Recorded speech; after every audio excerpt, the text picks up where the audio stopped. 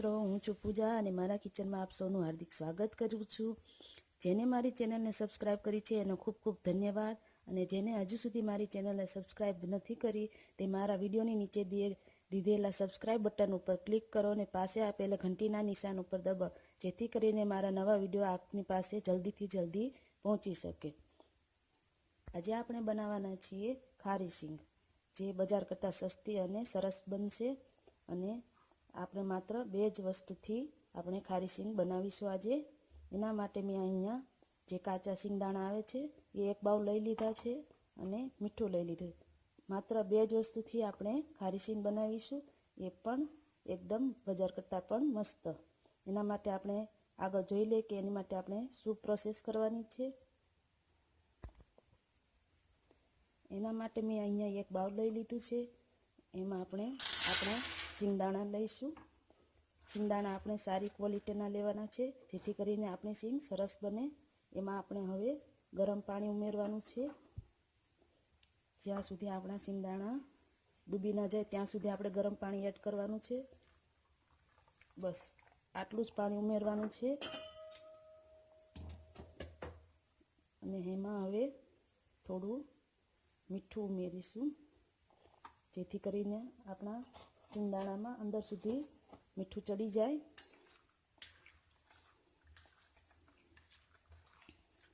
હવે આને આપણે 2 થી 3 મિનિટ સુધી ઢાંકીને આ રીતે રહેવા દઈશું। બાદમાં આપણે એને શેકી લઈશું। 2 થી 3 મિનિટ સુધી આ રીતે ઢાંકીને રહેવા દો। 2 થી 3 મિનિટ બાદ તમે જોઈ શકો છો કે આપણા સિંગદાણા થોડા પોચા પડી ગયા છે ઉપરથી, અને અંદર સુધી મીઠું ચડી ગયું છે। હવે એને આપણે ગાળી લઈશું।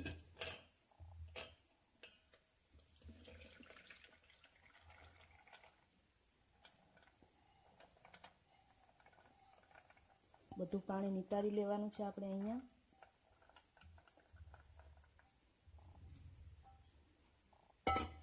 આ રીતે આપણે થોડી વાર માટે નિતરવા દઈશું, જેથી કરીને આપણું પાણી બધું નીતરી જાય।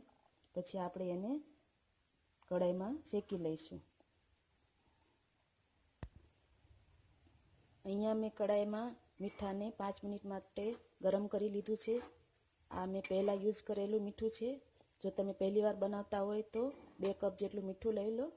આ મારું યુઝ કરેલું છે એટલે તમને કલર થોડો ચેન્જ લાગશે। હવે એમાં આપણે નિતારેલા સિંગદાણા એડ કરી દઈશું। આને આપણે સતત હલાવતા રહેવાનું છે।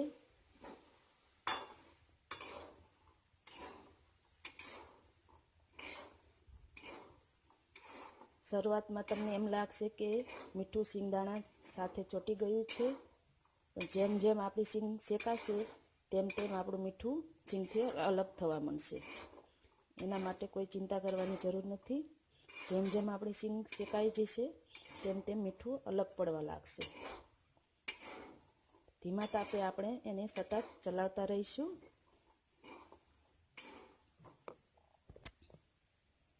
7 થી 8 મિનિટ શેક્યા બાદ તમે જોઈ શકો છો કે સિંગના ફોતરા આસાનીથી છૂટા થઈ જાય છે આ રીતે।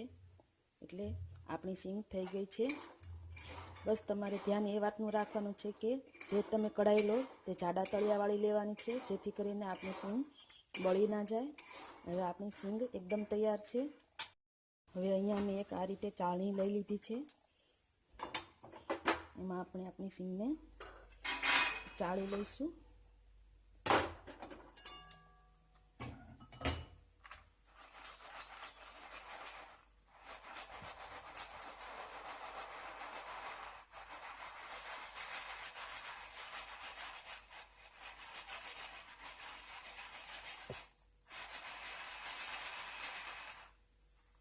તમે જોઈ શકો છો કે આપણું મીઠું બધું નીકળી ગયું છે।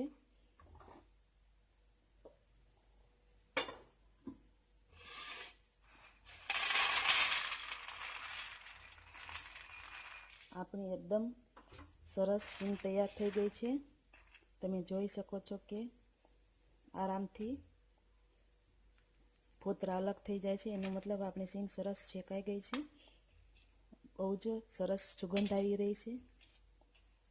આ રીતે સરસ પોતરા નીકળી જાય છે। હવે આપણી ખારીસિંગ એકદમ તૈયાર છે। જો તમને અમારી ખારીસિંગની રેસીપી ગમી હોય તો મારી ચેનલને લાઇક, શેર એન્ડ સબસ્ક્રાઈબ કરવાનું ભૂલતા નહીં। ધન્યવાદ।